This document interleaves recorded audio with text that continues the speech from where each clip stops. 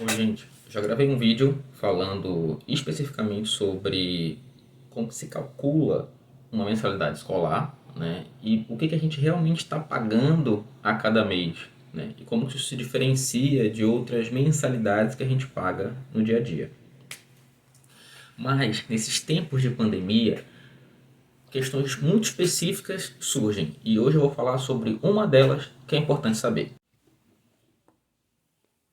O Ministério da Educação editou a Portaria 343 no dia 17 de março de 2020. Essa portaria tem 3 artigos. O artigo 1º é o artigo que autoriza a substituição das aulas presenciais pelo que chama de aulas que utilizem meios e tecnologias de informação. E o que é tecnologias de informação e comunicação? São o uso de ferramentas online que vão permitir que o aluno continue recebendo conhecimento. Esse artigo 1º tem também 4 parágrafos que complementam essas disposições, tá? E orientam as instituições de ensino sobre o que elas devem fazer. O artigo 4º, por exemplo, fala que tem que avisar o MEC. A instituição de ensino precisa comunicar ao Ministério da Educação sobre o plano de contingência que tenha adotado. O parágrafo 1º estabelece o prazo de 30 dias para essa substituição, mas esse prazo é prorrogável e depende das disposições dos órgãos de saúde de cada estado ou município. O parágrafo seguinte fala que é a coordenação que escolhe matérias que podem ser substituídas ou que são insubstituíveis, ou seja, que o conteúdo não pode ser dado dessa forma, à distância. Por quê? Porque o artigo 3º fala que está proibida a conversão de aulas online para os cursos de medicina e também para aulas práticas. Ou seja, laboratório e estágio não poderia ser feito online. Quem está no último período, nos últimos períodos da faculdade, não poderia fazer o estágio curricular à distância. O artigo 2º vai estabelecer que, ao invés de substituir, a instituição de ensino pode suspender as aulas pelo mesmo período. Só que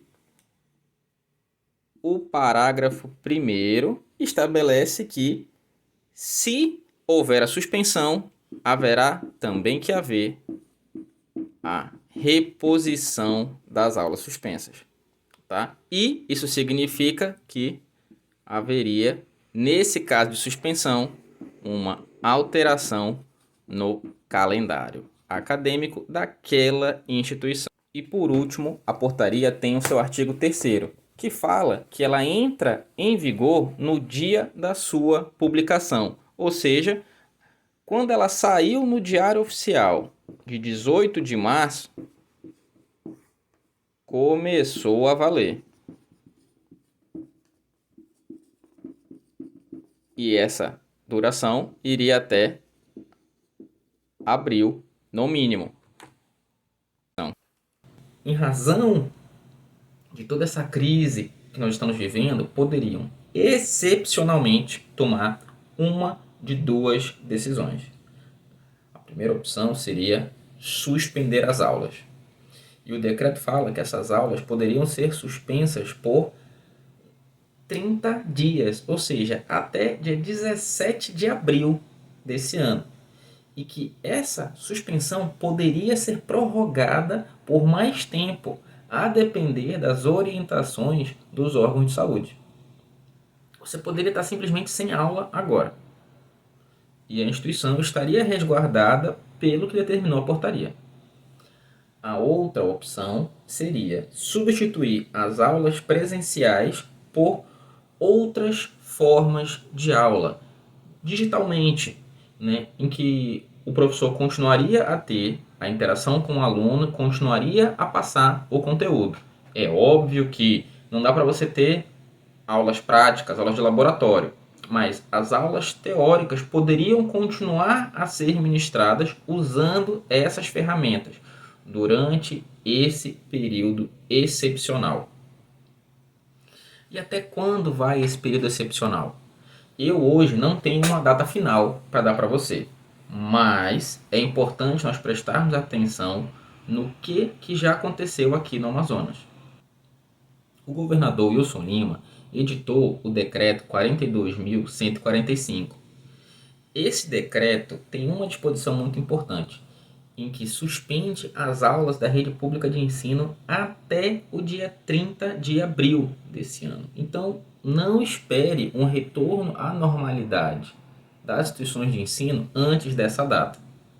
As prorrogações podem continuar ocorrendo, tá? Até essa situação estar controlada, e até lá as aulas presenciais podem ou ser suspensas ou trocadas por aulas online.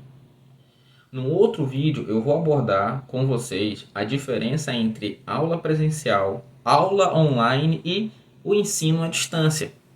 É muito importante a gente estabelecer a diferença entre um professor e um tutor, e é isso que vai determinar, talvez, a possibilidade de ter uma redução nos custos da mensalidade.